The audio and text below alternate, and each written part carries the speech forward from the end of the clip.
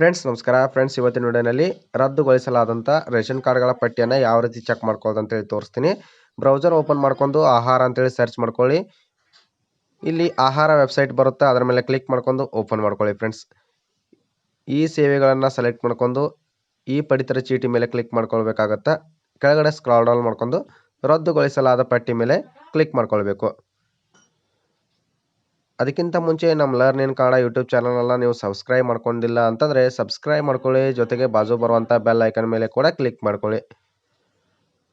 ಇಲ್ಲಿ cancelled and suspended list ಅಂತ ಬರುತ್ತೆ. ಇದರಲ್ಲಿ ಮೊದಲಿಗೆ ನಿಮ್ಮ ಡಿಸ್ಟಿಕ್ಕನ್ನು ಸೆಲೆಕ್ಟ್ ಮಾಡ್ಕೊಳ್ಬೇಕು.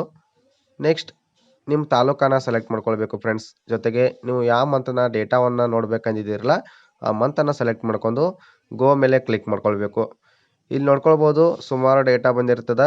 ಸೊ ಇದರಲ್ಲಿ ನಿಮ್ಮ ಹೆಸರಿದ್ರೆ ಆಹಾರ ಇಲಾಖೆಗೆ ಭೇಟಿ ನೀಡಿ ಒಂದು ಕ್ರಮವನ್ನು ಕೈಗೊಳ್ಬೋದು ಫ್ರೆಂಡ್ಸ್. ಸೊ ಇನ್ಫಾರ್ಮೇಷನ್ ಹೆಲ್ಪ್ಫುಲ್ ಅನ್ನಿಸಿದ್ರೆ ಲೈಕ್ ಮಾಡ್ಕೊಂಡು ನಿಮ್ಮ ಫ್ರೆಂಡ್ಸ್ ಕೂಡ ಶೇರ್ ಮಾಡ್ಕೊಳ್ಳಿ.